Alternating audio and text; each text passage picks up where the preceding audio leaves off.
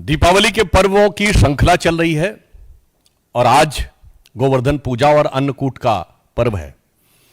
और ये मां लक्ष्मी यानी वित्त के समायोजन कैसे किया जाना चाहिए उसकी प्रेरणा देने वाला पर्व है, ताकि समृद्धि कैसे आए।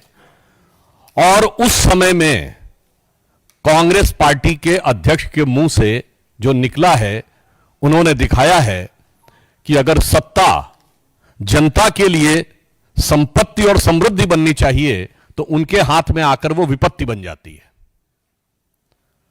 और हम प्रधानमंत्री श्री नरेंद्र मोदी जी के नेतृत्व में किस प्रकार से जन जन के कल्याण के लिए आगे बढ़ते हैं, उसका मैं प्रमाण देना चाहता हूं। जस्ट आपने देखा होगा पिछले 2-3 बजट से जो precious James and jewellery and the luxury items के ऊपर ग्रेजुअली टैक्स एंड ड्यूटी बढ़ाई गई है और जरूरतमंद जनता को अनाज मुफ्त मुहैया कराया गया है। मोदी जी का यह विचार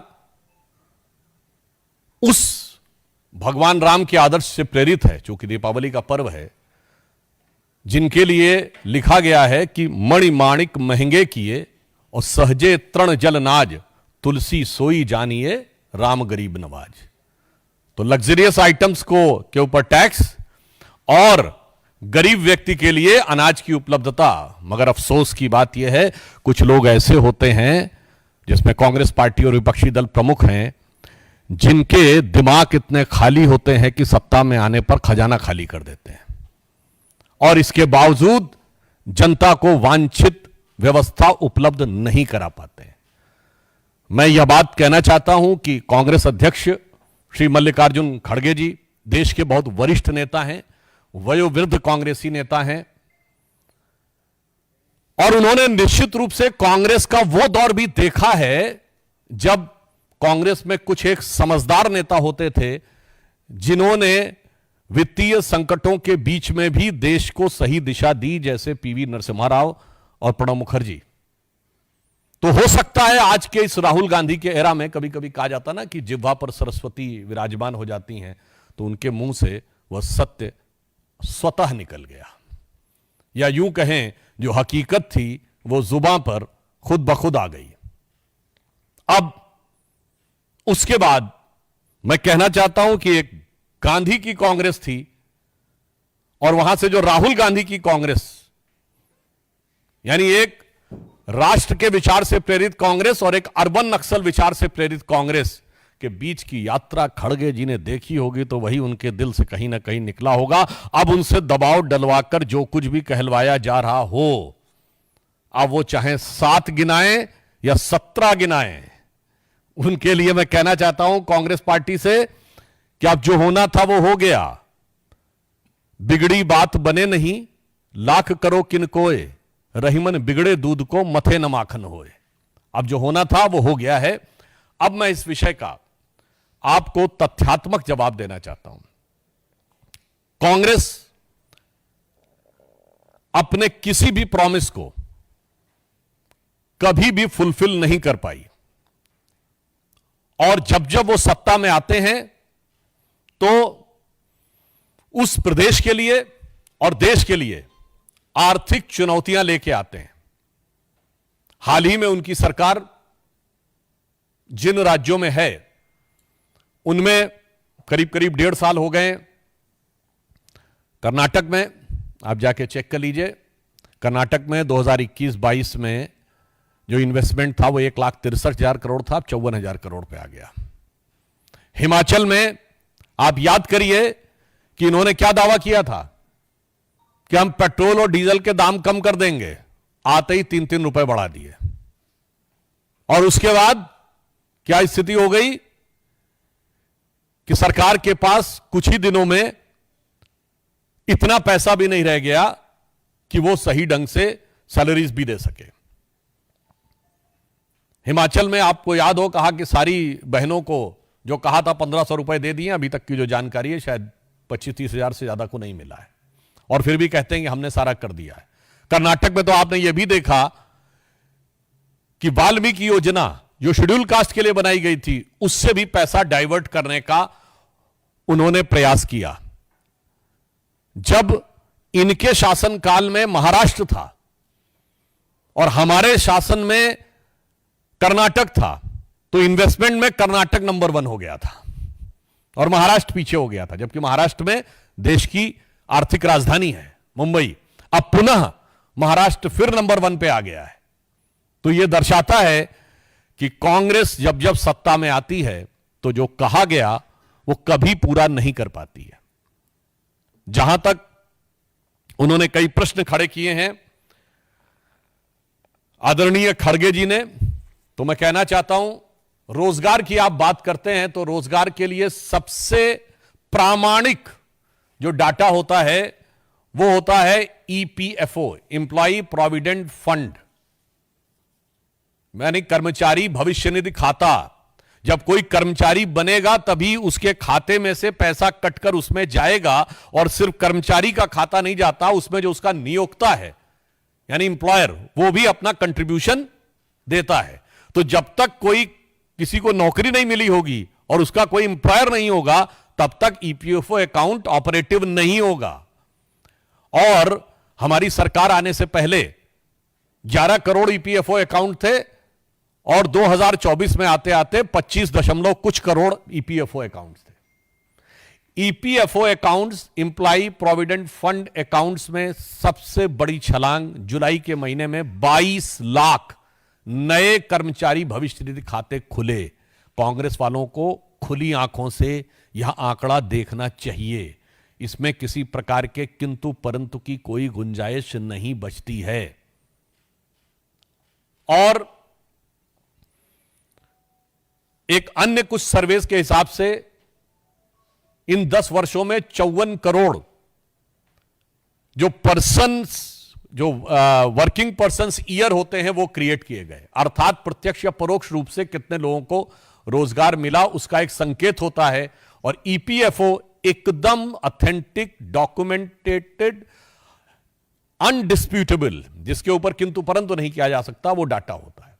फिर भी उनको ना समझ में आता हो आंकड़ा, तो मैं उनसे कहना चाहता हूं कि जिनको लग रहा है कि रोजगार सृजित नहीं हो रहे हैं, तो 4 करोड़ प्रधानमंत्री आवास बने हैं, 74 नए एयरपोर्ट बने हैं, 37 किलोमीटर प्रतिदिन सड़क बन रही है, 12 किलोमीटर प्रतिदिन का इलेक्ट्रिफिकेशन हो रहा है।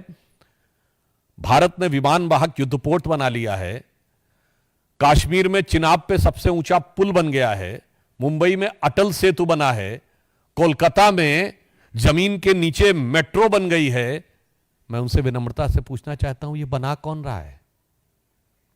कोई ना कोई तो बना रहा है, तो कोई ना कोई तो रोजगार सृजित हो रहे हैं, या आपको लग रहा है कि आसमान से जिन्न विन्न आकर बना रहे हैं इनको? इसलिए मैं कहना चाहता हूं, आंकड़े देखो या हकीकत देखो। मेरे कांग्रेस के मित्रों, चश्मा उतारो फिर देखो यारों, दुनिया नई है, चेहरा पुराना। वो पुराना ख्याल छोड़ दो, पुरानी नजर छोड़ो, देखो नजारा कितना बदला हुआ है। ऑटोमोबाइल मैन्युफैक्चरिंग में हम 3रे नंबर के देश बने। मोबाइल हैंडसेट आप सब यूज करते हैं, 2रे नंबर के मोबाइल हैंडसेट के मैन्युफैक्चरर हैं। असेंबली होती है हमारे यहां, कौन बना रहा है? तो मैंने इस बात का तथ्य का भी जवाब दिया और दूसरी भी बात दिया। अब उनका कहना है कि अच्छे दिन की बात, हां, तो मैं बिल्कुल कहना चाहता हूं, ये घबराहट, ये बौखलाहट, ये खिसियाहट कांग्रेस में मुसलसल समझी जा सकती है, यानी सतत रूप से समझी जा सकती है। मानवीय बात है, उनके अच्छे दिन इतने दूर चले गए, शायद उन्होंने सोचा नहीं होगा कि 139 साल पुरानी पार्टी 3रे अटेम्प्ट में 3rd डिजिट टच नहीं कर पाई। कांग्रेस अपने 139 साल के कार्यकाल के न्यूनतम बिंदु के ऊपर है। कांग्रेस के नेतृत्व ने 1 शताब्दी से अधिक के दौर में एक से एक बड़े और महान नेता भी दिए, और कई बार उनका नेतृत्व जनता की नजर में खलनायक भी बना, मगर उपहास का पात्र यदि बना तो पहली बार अब बना है। मुझे लगता है कांग्रेस के लिए इससे ज्यादा बुरे दिन नहीं हो सकते थे। इसलिए उन्होंने अच्छे दिन की बात उनको बहुत दूर की कौड़ी नजर आती हो और ये उनके दिल का मलाल हो, वो उभर के आ जाता हो, तो स्वाभाविक रूप से कहा जा सकता है। अगला उन्होंने बिंदु कहा विकसित भारत की बात।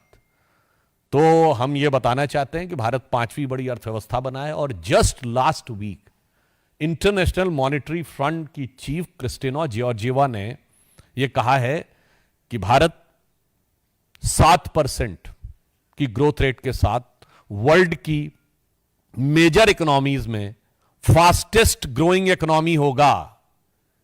मैं कांग्रेस के मित्रों से कहना चाहता हूं, ये भारत सरकार का डाटा नहीं है, वो आईएमएफ और वर्ल्ड बैंक कह रहे हैं, जहां आपके परम आदरणीय सम्माननीय उद्भट वित्त शास्त्री मनमोहन सिंह जी जॉब कर चुके हैं, वो संस्थान बता रहे हैं। और उसके साथ एक और बात है, भारत 7% पे है with a distant to China का 4.8, यानी 2.25% का अंतर है। तो उसके बाद आपको यदि नजर नहीं आ रहा है कि भारत विकास के किस दौर पे जा रहा है, और एक दौर था जब कांग्रेस आखिरी बार सत्ता में थी 1984 के आसपास, तो देश में साक्षरता दर 34-35% के आसपास थी। आज वो देश जिसके लिए कहा जा सकता था कि यहां तो लोगों की साक्षरता और लिटरेसी कम है, आज डिजिटल ट्रांजैक्शन में दुनिया का 46% ट्रांजैक्शन भारत में होता है। यानी जितनी आपके जमाने में साक्षरता नहीं थी, उससे ज्यादा भारत का डिजिटल ट्रांजैक्शन में हिस्सा हो गया है। अब इसके बाद भी अगर आपको भारत का विकास होता नजर नहीं आ रहा है, तो मुझे लगता है फिर एक बार यह आपके दृष्टि दोष या नजरिए की ही जो बदगुमानी है उसको शो करता है। और फिर हम यह भी कहना चाहते हैं कि उन्होंने कहा ना खाऊंगा ना खाने दूंगा। यह तो वाकई कांग्रेस के दिल का दर्द ऐसा उभरा होगा कि भाई मोदी जी जब से आए हैं तो खाना बड़ा मुहाल हो गया है उनके लिए। जिन जिन राज्यों में उनकी सरकार है उनके लिए भी खाना बड़ा मुहाल हो गया है। और मैं सिर्फ एक प्रत्यक्ष उदाहरण देना चाहता हूं, जब राजीव गांधी जी कहते थे 1 रुपए में से सिर्फ 15 पैसे पहुंचता है, तो ये 85 पैसे खा लिया जाता था। और आप सबको यदि ध्यान न हो तो मैं याद दिलाना चाहता हूं, पार्लियामेंट में एग्जैक्ट स्टेटमेंट जानते हैं राजीव गांधी जी का क्या था? जब दिल्ली से 1 रुपया चलता है तो एक हाथ से दूसरे हाथ से तीसरे हाथ जाते जाते वो घिसते घिसते 15 पैसे पहुंचता है। इसका मतलब 1 रुपए में 85 पैसे घिसते घिसते हाथ पे पहुंच जाता था। और उस हाथ की छटपटाहट अब समझी जा सकती है कि उनके लिए जैसे चल रहा था पहले कि सब जिसे कहते थे कि एक हो तो समझाइए आके कूपही में हियां भांग पड़ी है, सब मिलके अपना जिसको देखो वही आज मदहोश है, भ्रष्टाचार में रहता था, वो दिन चले गए। इस कारण से उनको समस्या लग रही है। अगला पॉइंट उन्होंने कहा कि मैं देश नहीं झुकने दूंगा, यह हमारी क्रेडिबिलिटी है। हमारी सरकार आने से पहले हमने बहुत साफ कहा terror and talks can't go together. Mumbai में 26/11 का हमला हुआ था नवंबर 2008। ठीक 9 महीने के बाद जुलाई 2009 कांग्रेस की सरकार ने शर्म अल शेख में कांग्रेस के और पाकिस्तान के साथ एक ऐसा शर्मसार एग्रीमेंट साइन किया था जिसमें लिखा था कि आतंकवाद से शांति वार्ता प्रभावित नहीं होगी। हमने कहा आतंकवाद के साथ शांति वार्ता नहीं होगी। और ये पिछले 10 साल भारत के इतिहास के इकलौते 10 साल हैं जब हमने पाकिस्तान से कोई ऑफिशियल बाइलेटरल डायलॉग नहीं किया। There is no official bilateral dialogue, कोई औपचारिक द्विपक्षीय वार्ता नहीं हुई। अभी चीन के साथ जो हमारा समाधान निकला है उसकी तो पिक्चर्स अवेलेबल हैं कि वो बहुत साफ देखा जा सकता है। एक दौर था जब आप दबते चले जाते थे, हमने देश को झुकने में उस सीमा तक लाए हैं। झुकने की बात करते हैं, आपके जमाने में आता था कोई, घुस के मार के चला जाता था। और मुंबई, दिल्ली, चेन्नई, नागपुर, जयपुर, गुवाहाटी, लखनऊ, फैजाबाद, वाराणसी, कौन सा ऐसा इलाका था जहां नहीं आते थे? अब और हम सिर्फ जाके करुण पुकार करते थे संयुक्त राष्ट्र संघ में कि देखो भाई, हमारा पड़ोस का मुल्क जो हमसे कमजोर है और हमसे छोटा है वो हमको सता रहा है। आज भारत जाता है और घुस के मार के आता है। उसके बाद उन्हें लग रहा देश नहीं झुकने दूंगा। तो मैं याद दिलाना चाहता हूं उनको, मसूद अजहर को हमने आतंकवादी घोषित करवा लिया यूएन से। चाहे कोई भी देश हो, बहुत कोशिश की, बड़े बड़े देशों ने कोशिश की, नहीं रोक पाए। तो वास्तविकता में प्रधानमंत्री जी ने जब कहा था कि विकसित भारत बनाना है, उसके साथ साथ अपने स्वाभिमान को भी बड़ा करना है। और आज स्थिति यह है कि भारत उस स्वाभिमान के साथ खड़ा है कि प्रधानमंत्री श्री नरेंद्र मोदी जी इकलौते राष्ट्राध्यक्ष हैं जिसने 1 महीने के अंदर पुतिन को गले लगाते हुए भी देखा और जेलेंस्की को भी गले लगाते हुए भी देखा। जिसे रूस के राष्ट्रपति पुतिन ने भी अपने घर में विशेष मेहमान के रूप में सत्कार किया, तो अमेरिका के राष्ट्रपति ने भी व्हाइट हाउस में स्टेट गेस्ट का दर्जा देकर उनका वैसा ही सत्कार किया।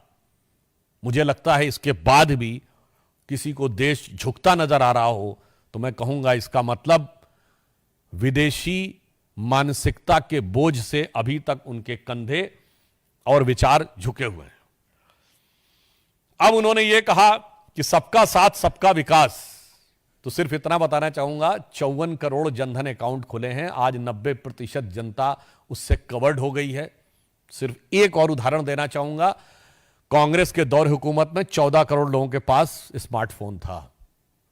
आज 84 करोड़ लोगों के हाथ में स्मार्टफोन है। 1 अरब से अधिक इंटरनेट कनेक्शन है।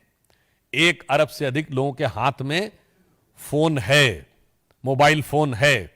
अगर सबका साथ और सबका विकास नहीं हो रहा है और 80 करोड़ लोगों को वो मिल रहा है, वो तो एक अलग विषय है उसी के साथ। और सबसे बड़ी बात यह है कि उन्होंने ये कहा कि मोदी जी की गारंटी एक मजाक है। तो मैं उन्हें बताना चाहता हूं कि उस कांग्रेस के तथाकथित मजाक का वास्तविक स्वरूप क्या है। मोदी जी ने 15 अगस्त 2014 को कहा जनधन अकाउंट। आज 54 करोड़ से अधिक जनधन अकाउंट है और उस समय लोग कहते थे, बड़े बड़े आर्थिक विशेषज्ञ कहते थे, पैसा कहां से आएगा इसमें। आज जनधन अकाउंट में 2 लाख करोड़ से अधिक का पैसा है। पूरा करके दिखाया। बताइए मजाक कौन बना रहा है, आप या अपना। मोदी जी ने कहा स्वच्छ भारत 2014 में। आज किसी से यह छुपा हुआ नहीं है कि 2014 से पहले जितनी आसानी से लोग हाथ में कोई भी रैपर या कोई चीज हो छोड़ दिया करते थे, आज मानसिकता और विचार में बदलाव आया है। मोदी जी ने कहा बेटी बचाओ बेटी पढ़ाओ। आज नवजात शिशुओं के सेक्स रेशियो में भारी सुधार आया है और राजस्थान और हरियाणा जैसे राज्य जहां यह सबसे अधिक स्क्यूड था, वहां भी भारी सुधार हुआ। और पिछला वर्ष यह था जबकि अनेक राज्यों में नए नवजात शिशुओं में, कुछ राज्यों में लड़कियों की संख्या लड़कों से अधिक थी। यह बदलाव करके दिखाया है। हमने ओबीसी कमीशन को संवैधानिक दर्जा देने की बात कही थी, संवैधानिक दर्जा दे के दिखाया है। दलित chamber of commerce Modi ji के आने से पहले नहीं सुना होगा, उसे करके दिखाया है। महिलाओं के हित में जो कहा था वो पूरा करके दिखाया है, चाहे सबसे अधिक महिला मंत्री हो अथवा जो जो स्टेप्स उठाए गए। इंडियन डिफेंस फोर्सेस और पैरामिलिट्री फोर्सेस के फाइटिंग फोर्स में पहली बार महिलाओं को कमीशन देकर दिखाया है। ओआरओपी कहा था वो करके दिखाया है। और सबसे बड़ी बात, धारा 370 कहा था वो करके दिखाया है। भव्य श्री राम मंदिर का मार्ग प्रशस्त करेंगे हमने सदैव कहा था और मार्ग प्रशस्त करके दिखाया है। मगर ये उसके बाद जो लोग हम पे आरोप लगाते हैं उनसे पूछना चाहता हूं, कांग्रेस के प्रॉमिस वहां से शुरू करिए। देश का विभाजन नहीं होगा, हो गया। कश्मीर हम वापस ले लेंगे, नहीं ले पाए। 35A और 370 अस्थाई है, नहीं कर पाए। इसके बाद गरीबी हटाओ 1970 और 2013 में कह रहे थे कि नहीं नहीं वो फूड फॉर सिक्योरिटी देनी है, नहीं कर पाए। जाके देखिएगा राहुल गांधी जी का एक भी बयान है कि आतंकवाद को कैसे नियंत्रित किया जा सकता है सब जगह रहते हुए।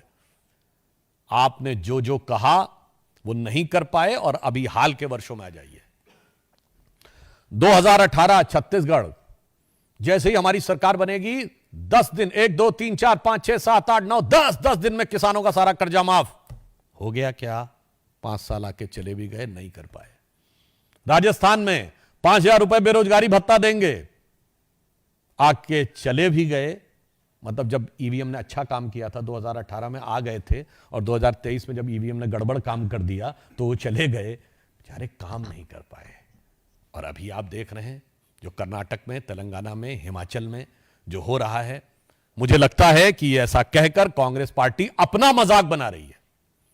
यदि वो प्रधानमंत्री श्री नरेंद्र मोदी जी के लिए यह कह रहे हैं तो इसके द्वारा वो अपना स्वयं का मजाक बना रहे हैं। क्योंकि हमारे यहां कहा गया है, किसी विराट व्यक्ति को कितना भी छोटा सिद्ध करने का प्रयास करो, उसके विराटता पर असर नहीं पड़ता है। जे बड़ेन को लघु कहें, नहीं रहीम घट जाए, और गिरधर मुरलीधर कहें, महिमा बदलत ना आए। ये अब्दुल रहीम खान खाना का दोहा है। मतलब वो जरा सेकुलर लोगों को याद रखना चाहिए कि उन्होंने भगवान कृष्ण के लिए कहा है कि बड़े लोगों को कितना छोटा करने का प्रयास करो, वो छोटे नहीं होते। जैसे उनको गिरधर कहो, इतना बड़ा पर्वत धारण करने वाला, या मुरलीधर कहो, बराबर रहता है। मुझे लगता है उसी प्रकार उनके भक्त जो मोदी जी हैं, वो भी बड़ी सहजता से बड़े बड़े कार्य कर रहे हैं। आप कितना छोटा करने का प्रयास करें, उससे किसी उनकी प्रतिष्ठा, गरिमा, लोकप्रियता पर कोई प्रभाव नहीं पड़ने वाला है। अब वैसे तो इतनी इतनी चीजें हैं कि अगर आप देखें तो आप ये देख सकते हैं, ये इन्होंने कर्नाटका के लिए कहा था, ये तेलंगाना के लिए कहा था। अब बोलते बोलते तो बहुत लंबी प्रेस कॉन्फ्रेंस हो जाएगी कि वो फिर तो ये कहना पड़ेगा ना कि वो दास्तां कहते कहते जमाना सोने लगेगा।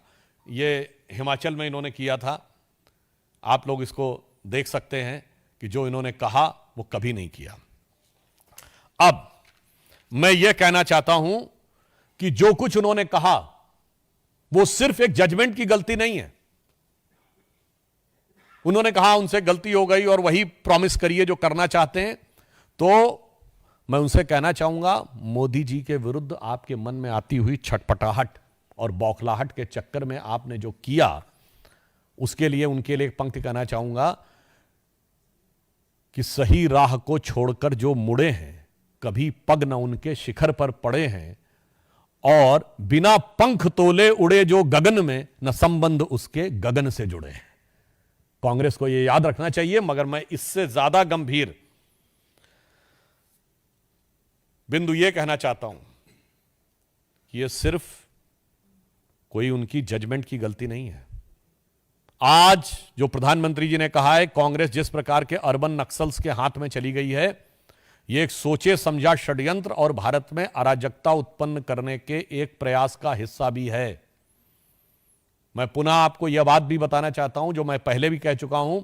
इन्होंने कहा था 8,500 खटाखट स्कीम देंगे, यानी 1 लाख रुपए हर परिवार की एक महिला को देंगे। भारत में कितने परिवार हैं? 140 करोड़ की जनसंख्या को 4.5% पर फैमिली है, उससे डिवाइड करिए, 31 के आसपास आता है।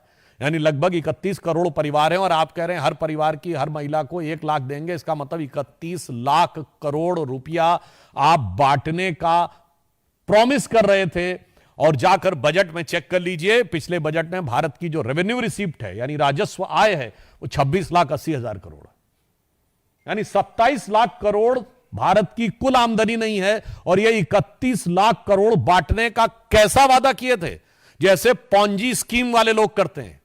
गरीब और अशिक्षित महिलाओं के हाथ में जाकर उन्होंने वो कागज थमा दिया था और कहा था इस पे अपना नाम लिख दो और 4 जून के बाद आकर ले जाना। और आपने लखनऊ से लेकर बेंगलुरु तक देखा था कि वो लोग कांग्रेस कार्यालय पहुंच गई थी। ये एक सोची समझी षड्यंत्रकारी मानसिकता का प्रभाव भी हो सकता है। ऐसा नहीं कि ये केवल गलतफहमी के कारण ये बोलने का प्रयास कर रहे हैं। इसमें जिस प्रकार की बातें कर रहे हैं, ये न सिर्फ ये दर्शाता है कि कांग्रेस को शासन चलाने की क्षमता अब जा चुकी है। अब जैसे मैं एक उदाहरण आपको बताना चाहता हूं, कर्नाटक सरकार ने कहा था milk subsidy will be increase from ₹5 to 7, नहीं कर पाए। उल्टा उन्होंने ₹3 बढ़ा दिया। मैंने हिमाचल का आपको उदाहरण दिया कि ₹3 बढ़ा दिए थे। इसलिए मैं यह सिर्फ कहना चाहता हूं कि जिस प्रकार के शब्दों का प्रयोग कांग्रेस ने किया है, वह उस असलियत को ढकने का एक प्रयास है जो उनके मुंह से अनायास निकल गई थी। और कांग्रेस के द्वारा अपने प्रोमिसेस को न पूरा करने का इतना बड़ा पहाड़ है जिसे एक ट्वीट या एक्स पर लिखे गए एक बयान की तिनके के द्वारा छुपाना संभव नहीं है। और मोदी जी ने, मैं अंत में सिर्फ 2 वाक्य कहता हूं, मोदी जी के नेतृत्व में भारतीय जनता पार्टी ने सबसे बड़ी आज समस्या जानते हैं क्या जनता के बीच में? जनता कहती नेता जो कहते हैं वो करते नहीं है। क्योंकि कांग्रेस के रिजीम में पॉलिटिक्स को क्राइसिस ऑफ क्रेडिबिलिटी, विश्वसनीयता के संकट का स्वरूप दे दिया था कांग्रेस ने। मोदी जी के नेतृत्व में भारतीय जनता पार्टी ने उसे क्रेडल ऑफ क्रेडिबिलिटी यानी विश्वसनीयता की प्रामाणिकता का स्वरूप दिया है। तो मोदी जी के नेतृत्व में भारतीय जनता पार्टी विश्वसनीयता की प्रामाणिकता का प्रतीक है और कांग्रेस पार्टी विश्वसनीयता के संकट का प्रतीक है। और दूसरा पॉइंट अंत में कहता हूं, सारी बातों पे इतने आंकड़े अवेलेबल हैं, इतने फैक्ट्स अवेलेबल हैं कि बहुत लंबा समय हो जाएगा, मगर उन्होंने जो पैरवी की और जो उनके मुंह से निकला उस पे सिर्फ ये पंक्ति कह के समाप्त करता हूं, जो वसीम बरेलवी साहब का बड़ा एक फेमस शेर है कि वो पैरवी तो झूठ की करता चला गया, वो पैरवी तो झूठ की करता चला गया, बस उसका चेहरा उतरता चला गया। और रंगत समझ में आई मगर आई देर से, कच्चा था बहुत रंग, उतरता चला गया। वीके न्यूज, राष्ट्र के नाम।